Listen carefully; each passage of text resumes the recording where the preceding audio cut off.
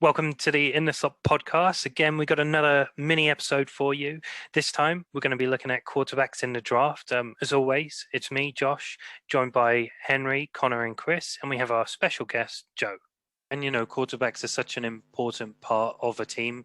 Henry, you're the biggest advocate for that. And this upcoming draft has got to be one of the most exciting. I think the quarterback class has got even better as the season's gone on. I think realistically, if you look at the top 10 picks, you could make a case for 7 of those 10 teams to take a quarterback.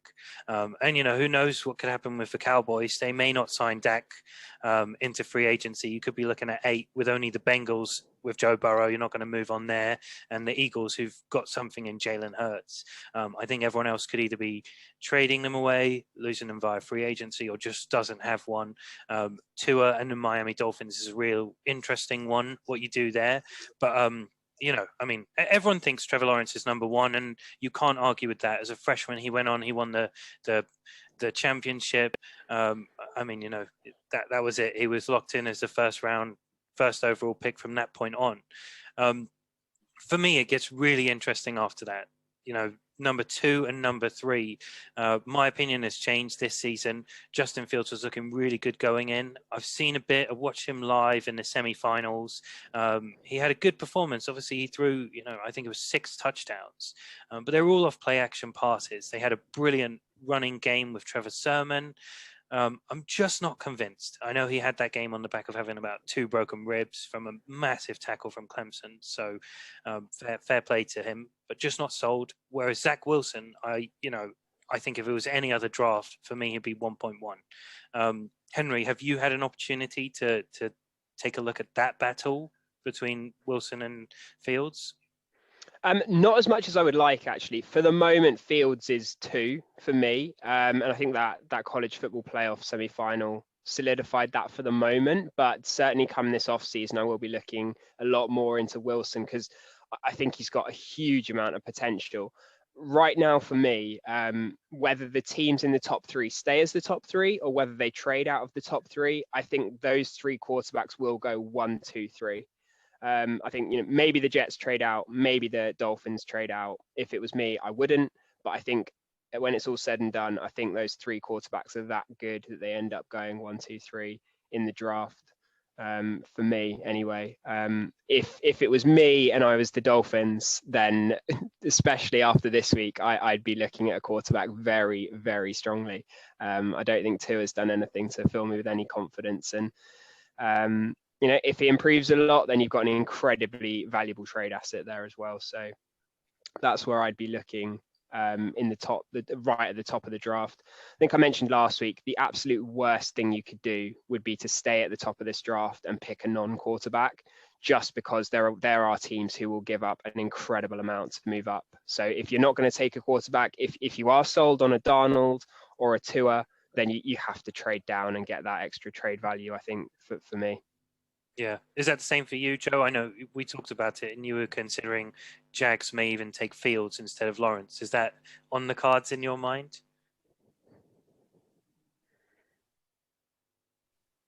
Oh, I think we lost you for a second there, Joe. Lost you, yeah. Yeah, sorry. I was asking. I'm back. Did you get the question? Do you think that the Jags could take anyone other than Trevor Lawrence? I know you're pretty high on Justin Fields for a scheme fit type of guy. I think basically my opinion was that I wouldn't have been devastated if we dropped to number 2, but now that we're at number 1, I don't think we can pass up on Lawrence. I think you just got to take the opportunity and try and fit the system around him, basically. That said, I do think the other top prospects are really worth a go. And in some ways, I'm kind of glad we're not in the, I'm as a Jags fan, I'm kind of glad I'm not in the position where we're having to pick one of those other choices, because, the gap between Fields and Wilson has just got so much smaller. It's just going to be for the Jets, it's just going to be an impossible choice now. I just find it interesting, though, that with the Jets,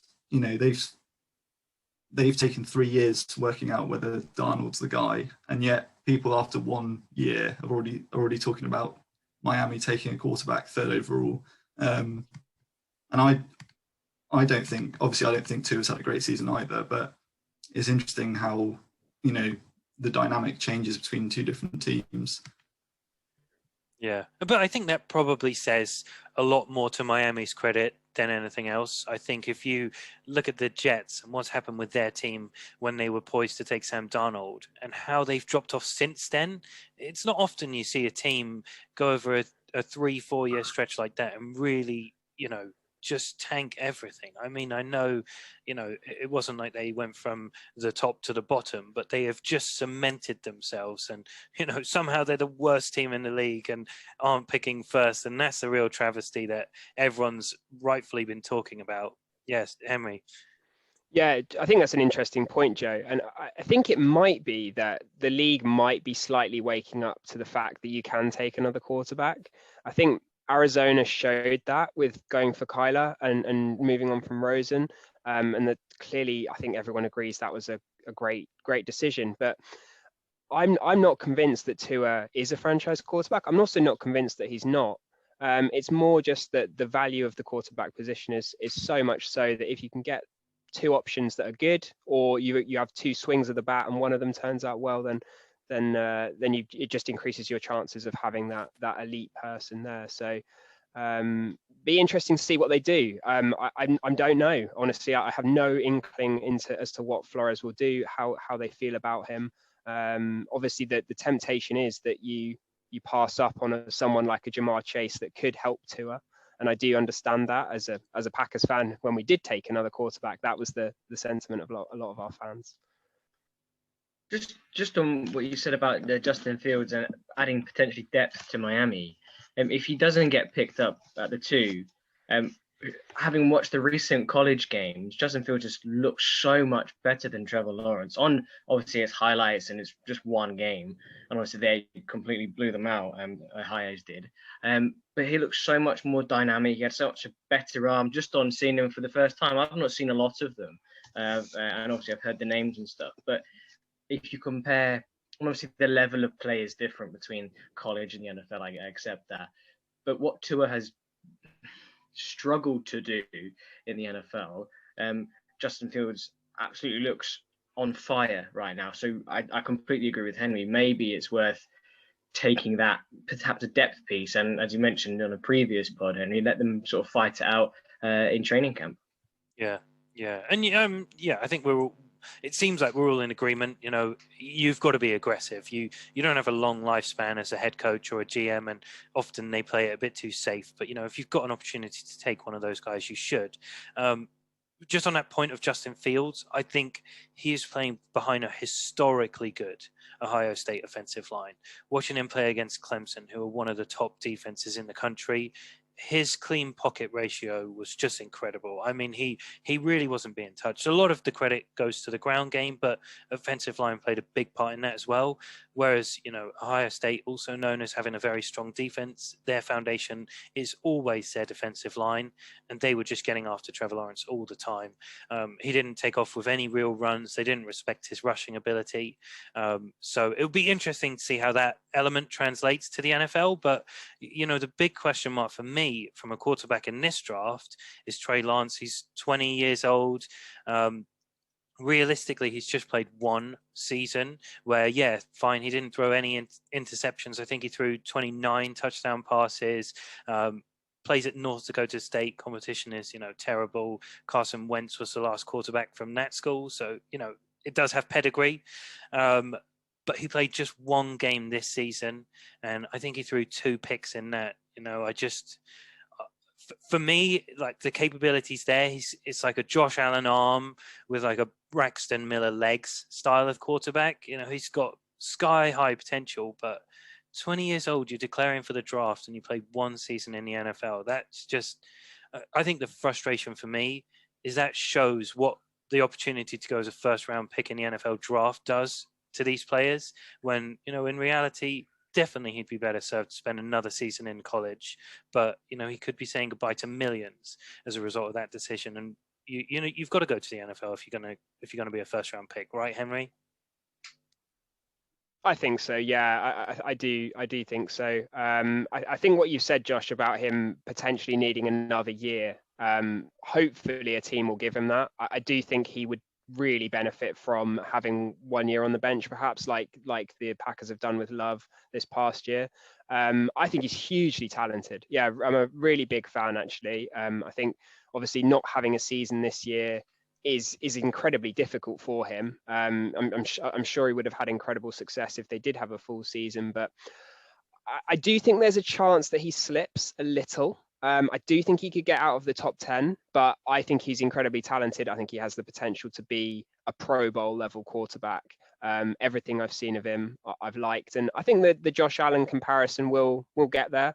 Will come up more and more. Really incredibly athletic, strong arm, big frame, and also coming from a small school. I've also heard some Cam Newton comparisons, but I think his accuracy is probably better than Newton's was at pretty much any point in his career. But yeah, a big fan, and I think he'll certainly go top 20, top 15 in the draft. Yeah, the biggest knock for me, having looked at Trey Lance, is I think he took that season too seriously of throwing no picks. And now he's almost categorized himself as the safe thrower. He's a bit too cautious. He waits a bit too long. He gets caught in his throwing motion too often. So there are a lot of things which need to be coached out of him. And other than North Dakota State, he was only sort of recruited by the top tier collegiate programs to be a receiver, linebacker, or a safety. It wouldn't be the first time. The college systems have been wrong, but there's a lot of question marks about that kid, and I think you've got to be prepared to let him sit for 1-2 years. Could be perfect if he were to go in the top 10 for a Falcons or a Lions team. I've seen one conspiracy theory that I'll bring up quickly, which is the Eagles lost this past week so they could get up and draft Trey Lance. I did see that conspiracy theory that they deliberately lost this week, put Sudfield in the game so they could get him. They were like, let's take all the North Dakota State quarterbacks in the NFL. Yeah. They've done so well for us previously. Maybe there's a lot of conspiracy theories out there. The last two, and these two, I think it's really interesting to see what's happened. I mean, Kyle Trask and Mac Jones, and both of them were Heisman candidates at different points. Mac Jones, quarterback for Alabama, Kyle Trask for Florida. Both have had incredible seasons. Mac Jones, he was seen as an interim starter in college, but I think he did more to show himself. He had an incredible semifinal again in the playoffs for the college system. So we'll see how he does in the final. If he wins that one, could definitely cement himself a really high pick in the draft. And I probably think he's slightly better than Kyle Trask, to be honest. I don't think Kyle Trask interviews well on top of his on-field performances. Joe, have you seen either of them play? Any opinions on them as quarterbacks? I haven't seen them as much as the other three, to be honest. I have probably a bit more out of Kyle Trask, to be honest. Who, again, I think he's going to be more of a sort of back end of the first round potentially, and I think people are talking about the fact he's less mobile maybe than the other guys, and so I guess you maybe put him behind one of the better. If you're a team that's got a good O-line but is also looking to sort of move on from your current quarterback, then maybe a team like, I don't know, the Patriots even could go for someone like that, because they've got, historically they've always been quite good at protecting the quarterback, and if you've got a guy who's less mobile, then maybe that's a good fit. I don't know. Yeah, and it's interesting times we live in. I mean, it's not often that in your final game, after bidding your college goodbye, like Kyle Trask did with Florida, watch most of your fellow seniors sit out.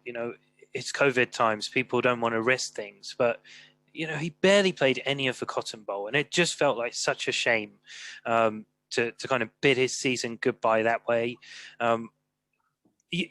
Henry, do you look into that if you're the NFL? I know they look into literally everything. Honestly, no idea, Josh. I'm not sure if that would factor in at all. Could you give me a bit more info about that? What was the sort of the reason for the listeners? Because I haven't seen that that much of it in terms of the playing time for that. Yeah, good question. And sorry, I didn't elaborate more. So, I mean, basically, Florida, they've got, you know, one or two real top candidates.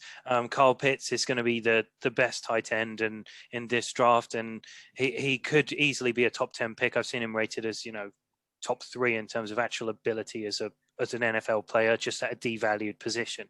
That says a lot. He sat out.